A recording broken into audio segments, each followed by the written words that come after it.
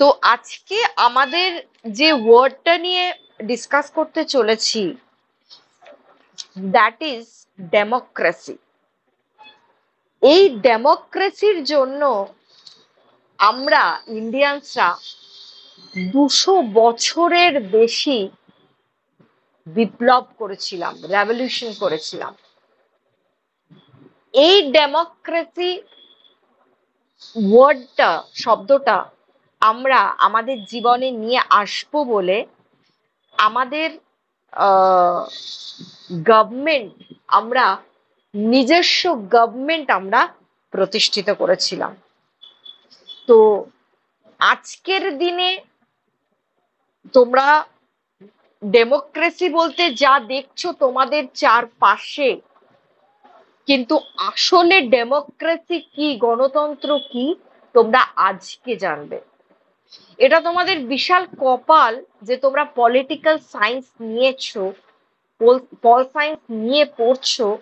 এর ডেপটা যে, মানে যে ডেমোক্রেটিক কান্ট্রিতে আমরা বসবাস করছি, সেখানকার নেতা নেত্রীরা ডেমোক্রেসি কথাটাকে একটা পুরো চেঞ্জ, পুরোপুরি পরিবর্তন করে দিয়েছে। ডেমোক্রেসি বলতে তারা একটাই শব্দ বোঝায়, সেটা হচ্ছে অপোজিশন পার্টির বিরোধিতা করা।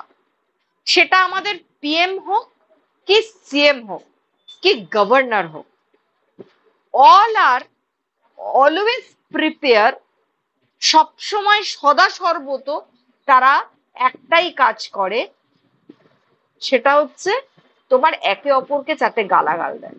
বাট আব্রাহাম লিঙ্কন তিনি গণতন্ত্র বলতে, ডেমোক্রেসি বলতে জনগণের শাসনকে বুঝিয়েছিলেন।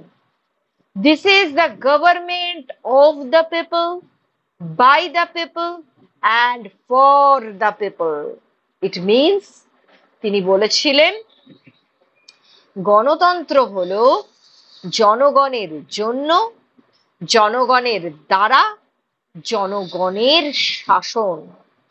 আব্রাহাম লিঙ্কনের এই বিখ্যাত ওয়ার্ডটা যদি আমরা অ্যানালিসিস করি, বিশ্লেষণ করি, তাহলে আমরা বলবো of the people, it means জনগণের কল্যাণ যেখানে হবে। এবং এই যে শাসন ব্যবস্থাটা, এই শাসন ব্যবস্থাটার সাথে অত্যন্ত ওতপ্রোতভাবে জড়িয়ে আছি আমি, তুমি এবং আমাদের গণতন্ত্র। ইট মিনস উই, কে আমি তুমি কে? We the people of India, we the people of democratic country, we the people of Indian citizen। আমরা যে গণতন্ত্রের সাথে একটা অত্যন্ত ওতপ্রোতভাবে জড়িত শাসন ব্যবস্থার সাথে রয়েছি, একে অপরের সাথে অঙ্গাঙ্গিভাবে জড়িত রয়েছি, that is by the people. It means জনগণের দ্বারা পরিচালিত। সিলি বলছেন a government in which everybody has a share. কি বলছেন? বলছে আমরা প্রত্যেকে যখন গণতন্ত্র শাসন ব্যবস্থায় অংশগ্রহণ করব, তখন আমরা প্রত্যেকে হব গণতন্ত্রের একটা অংশ। John Stuart Mill, he is a great, he is a great great একজন পলিটিশিয়ান, এবং এই এই সমস্ত পলিটিক্স এর অ্যানালিসিস করে বেরিয়েছেন। তিনি বলেছেন, he said admission to all to a share of the sovereign power of the state। একটা রাষ্ট্র যখন তার সার্বভৌম ক্ষমতা অধিকার করবে, এবং এই সার্বভৌম ক্ষমতাটা না না কোনো একজন পার্টিকুলার ব্যক্তির নয়, এটা আমাদের থাকবে ওপেন টু অল, সকলের জন্য। That is democracy. এটাকেই বলছে গণতন্ত্র।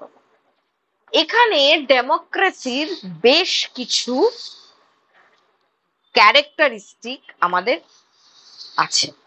কি বলছেন? স্টুয়ার্ট মিলের কথাতেই আরেকবার বলি, The whole people of numerous portion of them exercise the governing power through deputies periodically elected by themselves.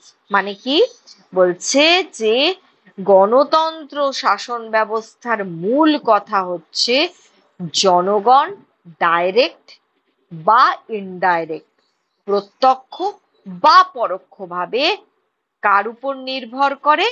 না, সরকারের উপর নির্ভর করে। তো firstly it is indirect or representative. গণতন্ত্র মানে হচ্ছে প্রতিনিধিমূলক গণতন্ত্র। ইট মিনস, দেখো তুমি পিএম কে তুমি বসাচ্ছ আসনে, যে ইনি এই বিজেপি পার্টিটা আমাদের ভারতবর্ষে এখন 2024-এ রুলড করবে। তৃণমূলকে তুমি বসাচ্ছ আসনে, তার মানে ইট ইজ রিপ্রেজেন্টেটিভ। এই তৃণমূল পার্টির রিপ্রেজেন্টেটিভ, যিনি যেই নেতা বা নেত্রী করবে সে থাকবেন হচ্ছে supremo. And second one is প্রতিনিধি নির্বাচন। কোন প্রতিনিধি কোথায় কি কার্য পরিচালনা করবেন সেটা সার্বজনীন ভোটাধিকারের ভিত্তিতে নির্বাচন হবে। It is universal voter. তার মাধ্যমেই কিন্তু জনপ্রতিনিধিরা নির্বাচিত হবে। থার্ড ওয়ান ইজ, এখানে প্রত্যেকটা দেশে ধরো বিলো 18 ইয়ার্স, পাগল, দেউলিয়া, টেররিস্ট এরকম ব্যক্তি থাকে। সেই সমস্ত ব্যক্তিকে বাদ দিয়ে যে কজন নির্বাচিত প্রতিনিধি হন এবং শাসন কার্য পরিচালনা করেন, তারা ছাড়া বাদবাকি যে কজন আছে সবাই কিন্তু সরকার গঠনে অংশগ্রহণ করে। সো ডেমোক্রেটি হলো এমন একটা বিষয় বা ঘটনা যেখানে to the people, for the people, by the people, by our government. আমার মনে হয় এইটুকু থাকে, পরেরটা পারবে না এতটা। দেখে নাও তো।